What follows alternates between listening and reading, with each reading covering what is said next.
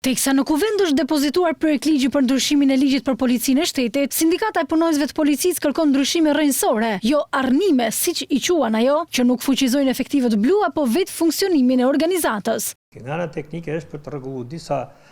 procedura për cilet ka has vështirësi në emërimet e drejtorëve të përgjithshëm dhe drejtorëve të departamentit. Nëse do ketë një nisëm për ndryshimin e ligjit, duhet zgjerohet gama e marrjes mendimeve. Të bëjmë edhe një ligj tjetër që të jetë më efektiv se ky që është. Qofse këto,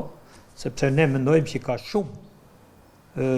reduktime që duhet i bën ligjit ekzistues. Sindikata thotë se do bëhet pjesë e konsultimeve dhe do t'jap pikat ku nuk bie dakord as me ligjin aktual dhe nëse nuk do të ketë mbështetje, ligjin e policisë mund ta kundërshtojë në gjykatën kushtetuese. Vetmja mundësi që jepet sindikatës është që për të gjitha ato nene për cile ose ndryshime që ne kemi kërkuar nga kuvendi që t'i bëjnë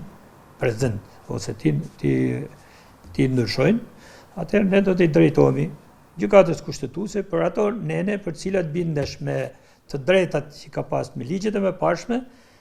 njëkohësisht edhe me ato nene të cilat bindesh me kushtetutën edhe nene që bindesh edhe me kodin e punës. Sindikata e policisë kërkon ndryshime të 8 neneve të ligjit aktual, konkretisht neneve 17, 56, 65, 69, 96, 105, 110 dhe 116. Këto nene kanë të bëjnë me përfitimin e të ardhurave nga gjobat për komisariatin që i ka dhënë, në masën 50%, përfshirjen e sindikatës dhe disa institucioneve të tjera në komisionin e zgjedhjes së drejtuesit të ri të policisë, rivendosjen e 3 gradave në nivelin zbatues, heqjen e moshës së pranimit në polici, antarësimin në sindikata apo shoqata të ndryshme ndërkombëtare e kombëtare të efektivave, sigurimi i jetës për efektivët, shpërblimin për vjetërsinë në punë dhe heqjen e disa pikave të nenit 116 pasi shkelen të drejtat me kufizime të panevojshme antikushtetuese të efektivave.